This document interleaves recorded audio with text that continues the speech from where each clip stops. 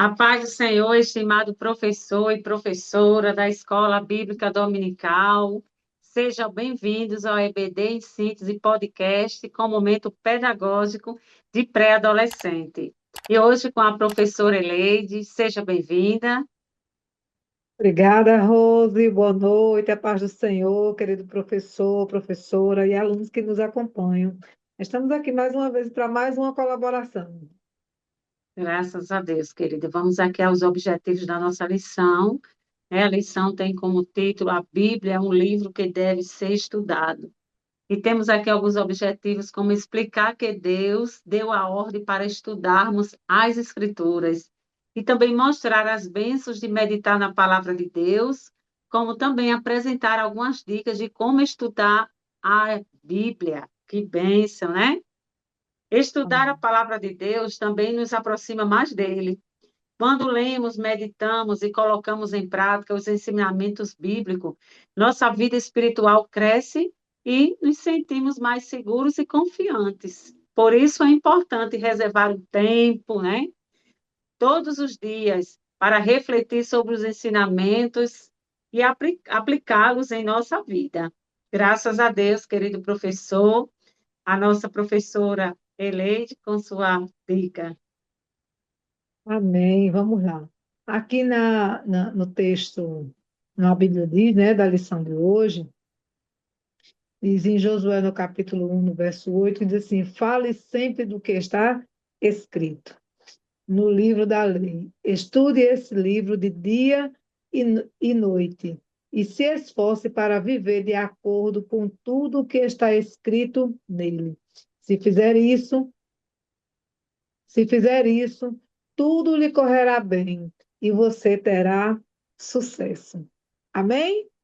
Não tem como você viver uma palavra que você não conhece. É necessário conhecer. Então, por isso que, caminhando para o final do trimestre, nós chegamos nessa lição, onde diz que a Bíblia, um livro que deve ser estudado.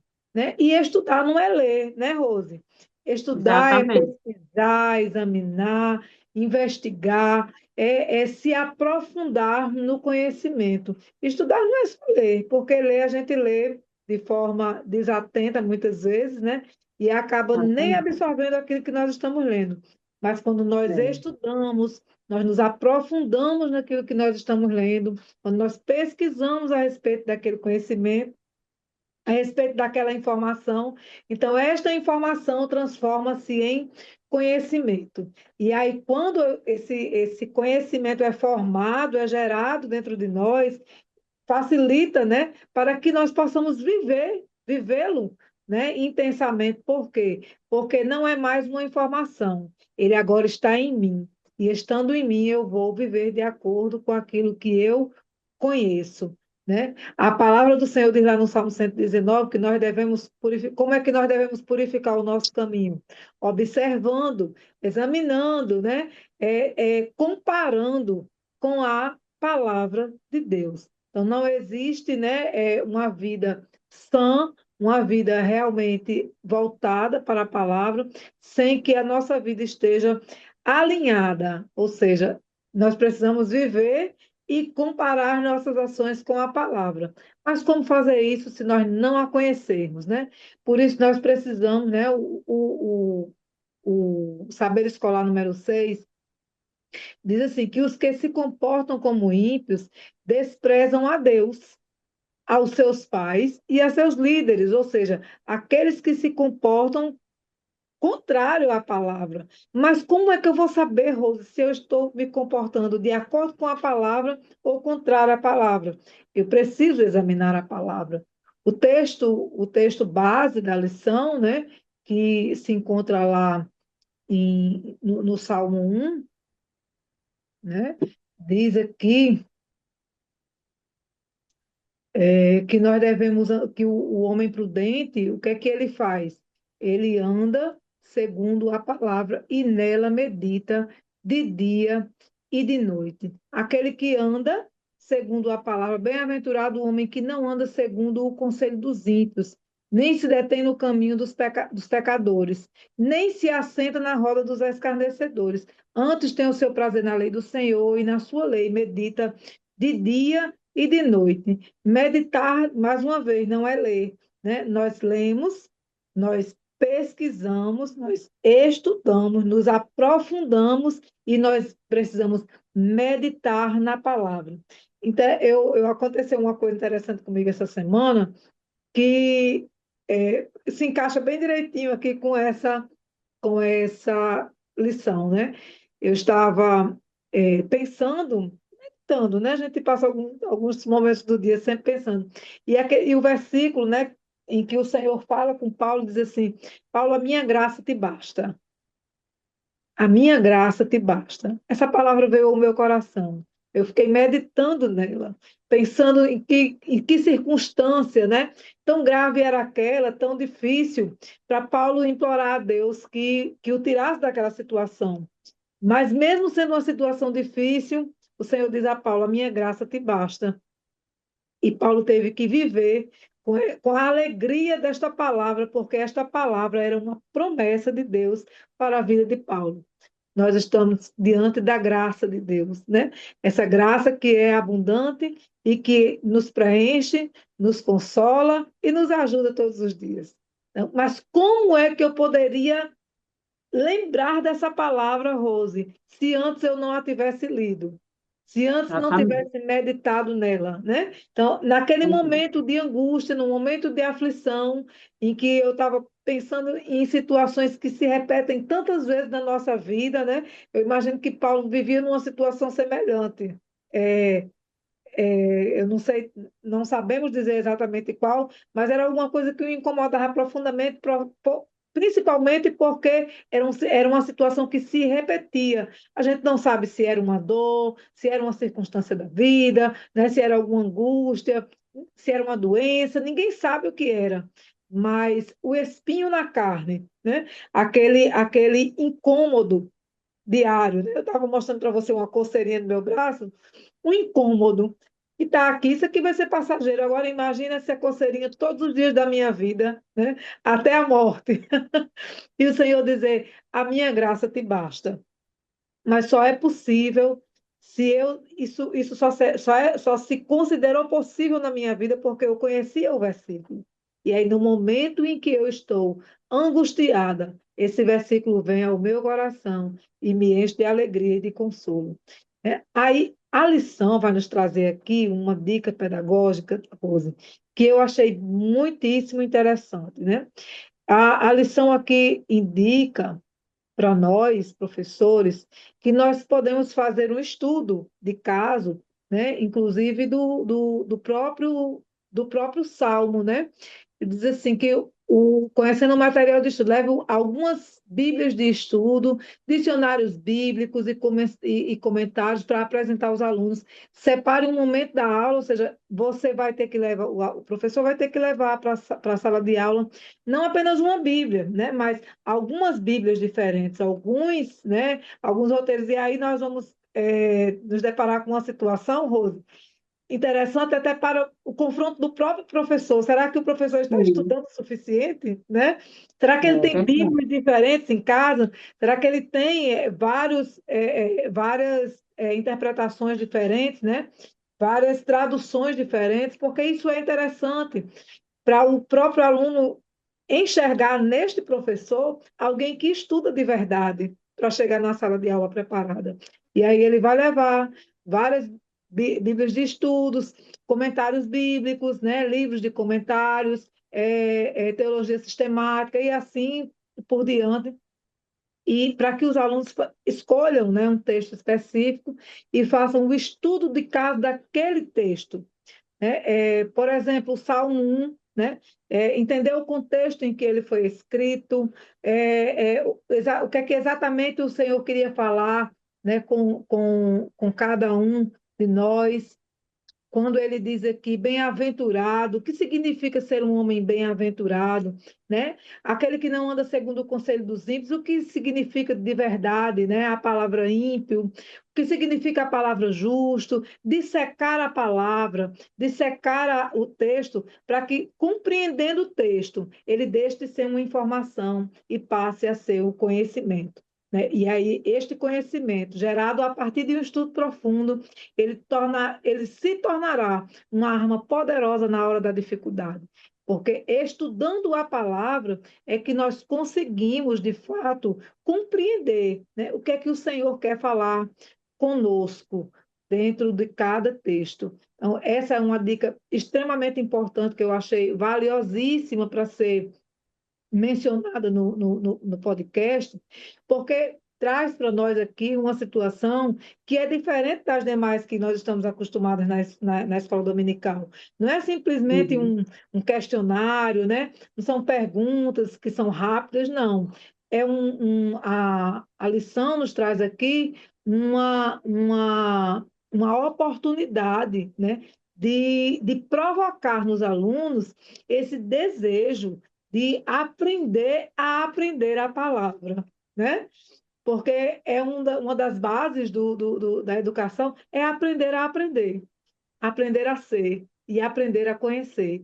Né? Então, se nós estamos baseados nesses pilares, nós estamos aqui também dentro do mesmo contexto da leitura bíblica. Aprender a palavra. Então, como é que nós podemos aprender a estudar? Aprender a examinar. E essa é uma oportunidade riquíssima para o professor incentivar isso em sala de aula. Leva as várias traduções bíblicas, teologia sistemática, livros de comentários bíblicos, e segundo aquilo que for, né, cada aluno for selecionando para estudar, então que ele faça a interpretação geral deste texto, trazendo para os seus pares, né, para os seus colegas na sala de aula, traduções de palavras, né, aplicações da palavra, o glossário, né, que é tão importante para nós, saber exatamente o que significa cada palavra, e até, se possível, né, lá na raiz da palavra, exatamente tentar compreender o que significa cada texto.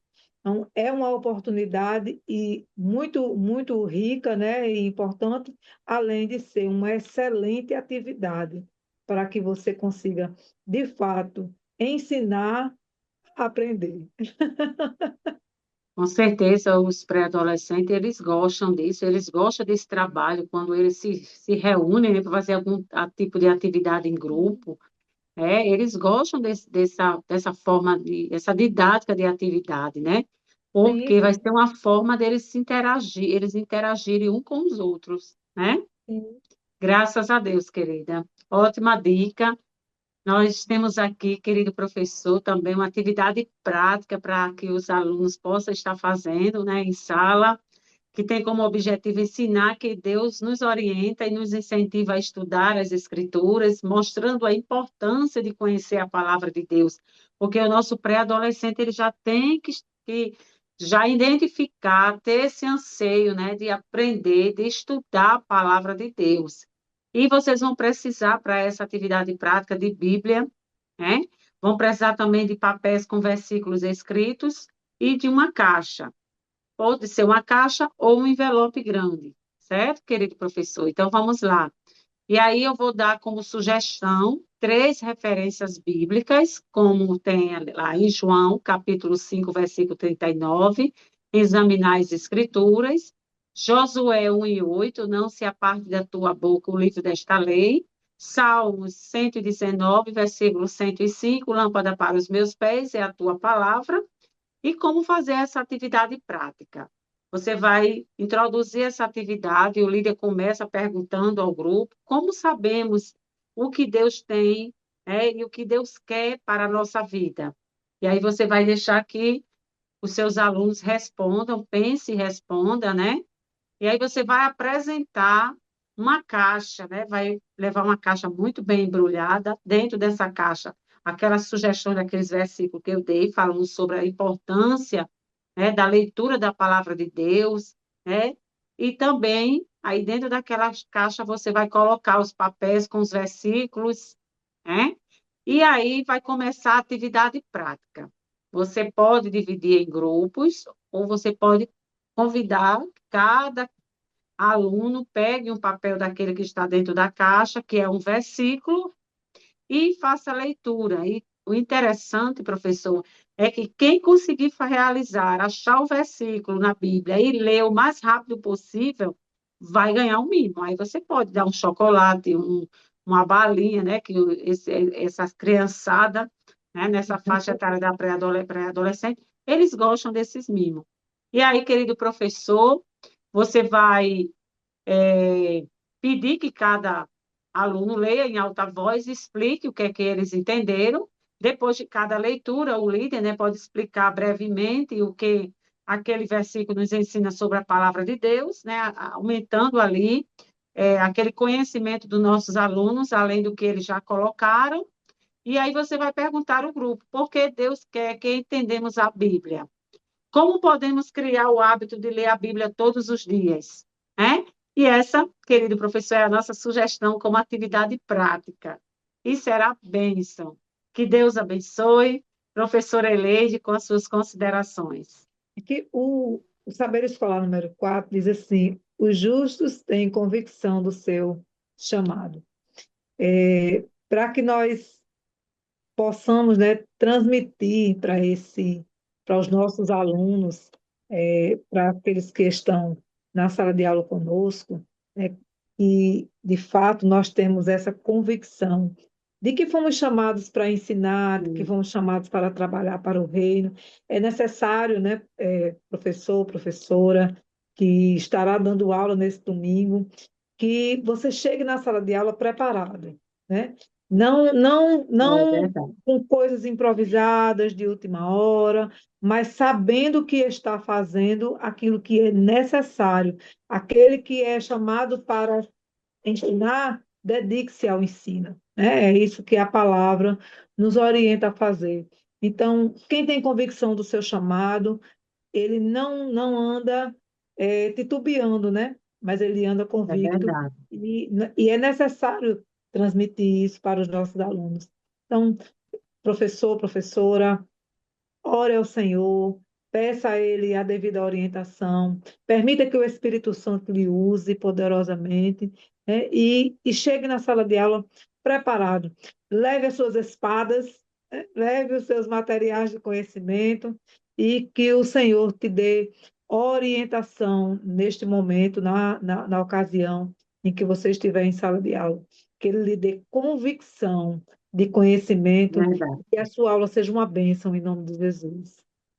Graças a Deus, querido professor. Muito obrigada, professora Eleite, por sua grande colaboração. E essas são as dicas, né, para a lição de hoje. No próximo domingo, somos gratos a Deus pelo privilégio de servir. Queremos agradecer aqui o pastor Martins, toda a diretoria do DENEC, né, por esta tão maravilhosa oportunidade de servir ao Senhor. E este canal, professor, ele é feito para você. Compartilha, se inscreve, pois aqui traremos sempre dicas e orientações pedagógicas para as suas aulas. Até o próximo podcast.